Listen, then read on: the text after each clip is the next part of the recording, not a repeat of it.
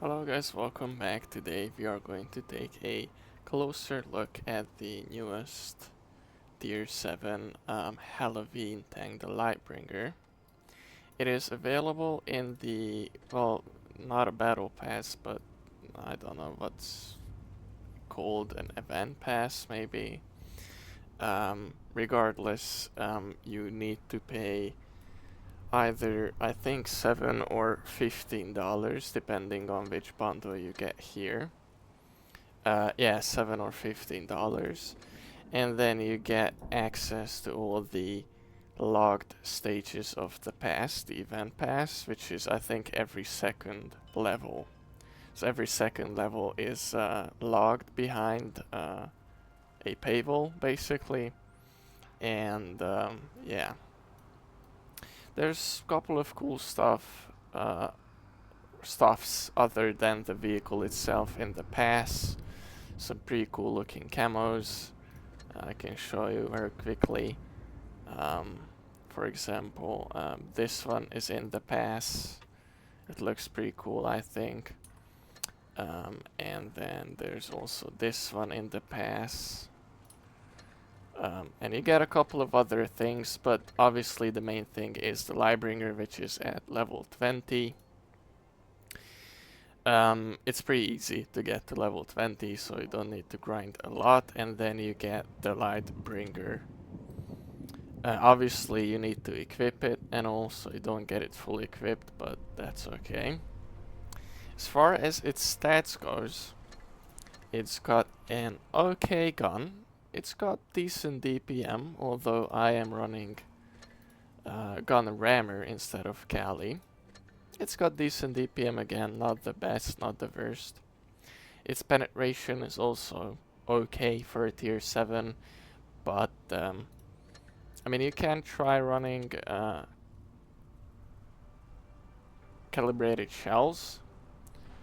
So far I've been using rammer and it's been great, but maybe I'll try Kali, because I mean extra 29 millimeters of penetration on your heat is pretty nice. And even without rammer, as you can see, you still have an okay DPM. You have 270 alpha on your standard rounds and 230 on your heat and 340 on your HE. Now this 270 is actually a bit low. You oftentimes roll like 220, which is well in the range of the, yeah, like it deals from 200 to 340.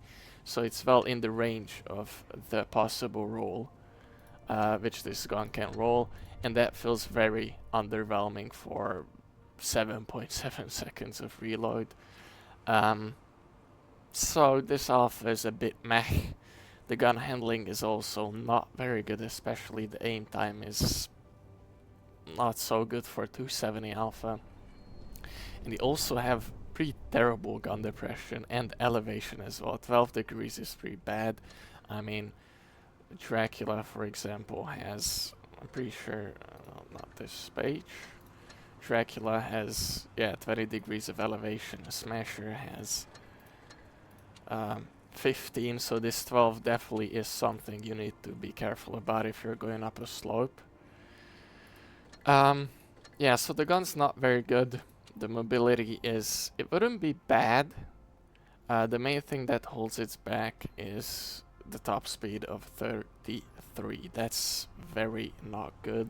As you can see, the average is literally 1 kilometer per hour less than the actual top speed, which is pretty unfortunate. So it's kind of average in these regards so far. Let's take a closer look at its armor, shall we? Okay, and let's take a closer look at its armor. If you go on Blitzkit and select Hybrid Nation and select the Lightbringer, as you can see here it is, although it says tier 6 but it's tier 7, but it doesn't matter I suppose. So as you can see, the armor on this vehicle, it's kind of trollish, but it's not amazing. As you can see, it has like a small lower plate. It kind of looks like a mouse's lower plate because it's pretty small, and around that it's pretty much auto ricochet at some parts. So point being is, although it's pretty weak, from longer ranges especially, you can actually just, get a good amount of bounces because people end up, aiming here, but their shots go off to the sides and you end up getting ricochets. Um, Obviously, that's possible with every vehicle, but I kind of noticed that oftentimes people try to aim for the lower plate, but it ends up ricocheting off the sides. But also, as you can see, its neck is also pretty weak. This is probably also a very good spot to shoot at.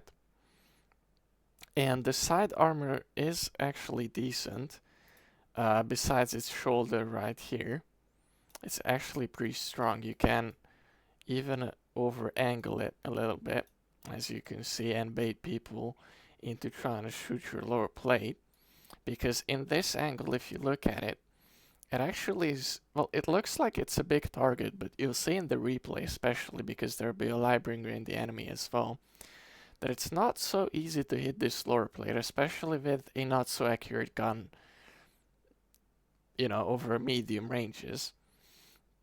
So it's not so bad, I think over angling with this vehicle and baiting people into shooting here and then them missing afterwards is probably the way to play with this vehicle in terms of its angling. But as you can see, as soon as people load heat, your turret becomes pretty weak. You can get penned in the cheeks, although it's not a lot of room where they can penetrate you, but still. And as you can see with standards, they can actually also just shoot you in the roof. So the armor is also kind of average on this vehicle, which just sums it up very well. It's just an average vehicle, even in the armor department. It's not bad, but it's not amazing either. A couple of other things to note about the Lightbringer is that it has the best shell velocity, as you can see, 2000 meters per second in the game. Usually tanks, let's say, have around 1000. This basically means that you don't have to pre-aim. So especially when there's a fast light tank in the enemy, over long ranges, you don't really have to aim in front of the vehicle. You can actually just shoot directly at the enemy because the shell velocity, even on its heat, as you can see, 1600 and 1200 on an HE, is so good that you can just hit them pretty well.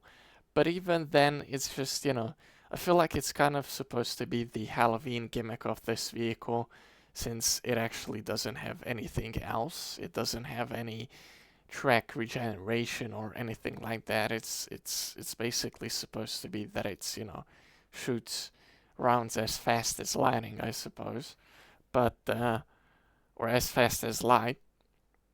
But it's just, it would be better on like a medium tank or a tank with higher alpha. On this gun, it really is just so negligible. Another thing to mention about this vehicle is that it actually weighs, I'm not sure if Blitzkit doesn't show it here. Yeah, no, it does, yeah, so it's 83 tons, which is a lot. That's like super heavy levels, even in tier 10 almost.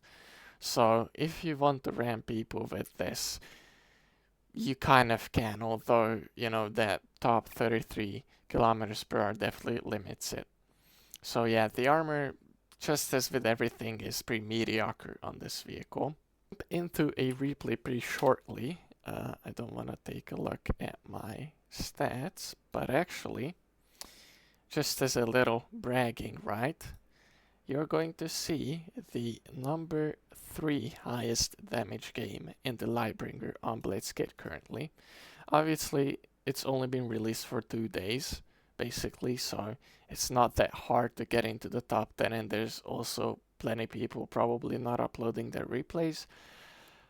But it's going to be a pretty good game, is the point I'm trying to say, or at least it'll showcase, what the vehicle is all about. So let's get into the replay and hope you will enjoy it. See you there.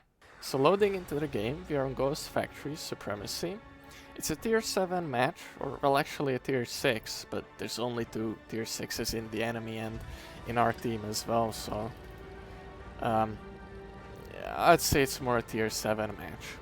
Now looking at the enemy, they do have 2 Lightbringers as well, and the VK, who might end up going to D, but as you can see, our team is also, our other heavies are also turning towards A, and I think most of the time it's the best, unless you're in a very slow heavy, to go towards A with your team here, because it's actually not a long way over to A, and you can support your mediums pretty well from here.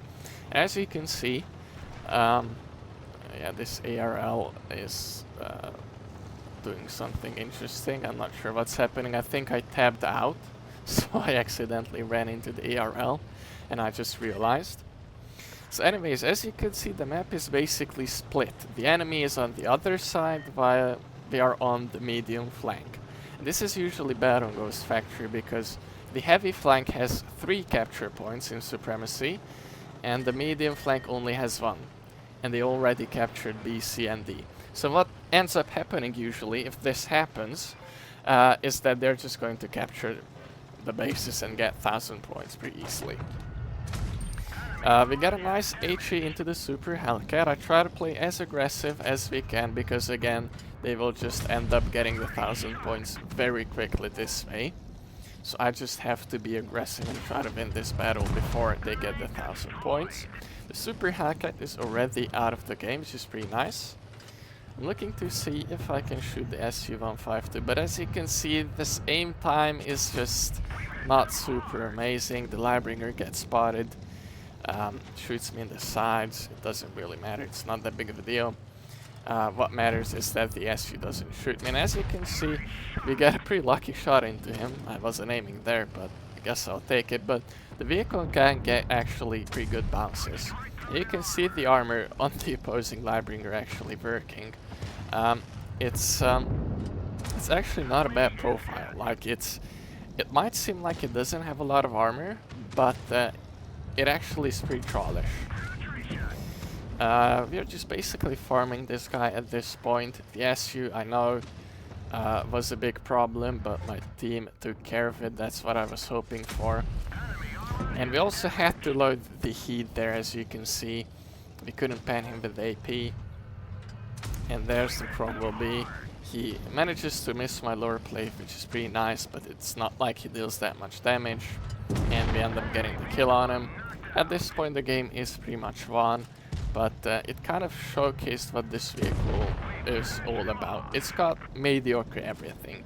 We weren't the first person, you know, to get into position and farm the enemy because our speed's not, you know, the best. The gun, you know, it doesn't have amazing DPM. It doesn't have amazing alpha. It's not like we, you know, had very good trades with the enemy. The armor, you know, we end up getting down to 500 HP in the end, but in a pretty short game we end up dishing out 3500 damage, which is pretty nice. It actually ends up being only a first class, I believe, which is very funny with 3 kills, but it is what it is. Well, the battle itself... oh yeah, and we also get a high caliber, which is nice. But yeah, so the battle itself wasn't super crazy. I mean, we dealt a decent amount of damage, but it showcased that this vehicle is kind of mediocre. Yeah, look at the team. Kind of mediocre at everything. Again, it's just, we weren't super fast. We weren't, you know, super amazing in dishing out the damage because the DPM is just average. I didn't want to, you know, fight against the SU because he just outtrades me and he can just retreat into position. And even the gun handling wasn't, you know, the best. You could especially see that when I was trying to shoot at the SU, it took quite a lot of time to aim in. And even, you know, when I shot the enemy Lightbringer into the sides, we actually ended up missing, but it still penetrated. So that's kind of the name of the game with this vehicle. It's just bang average. Anyways, thank you guys all very much for watching, and I hope you have a nice day. Please leave a like if you enjoyed the video and subscribe if you want to see more of my content. Peace.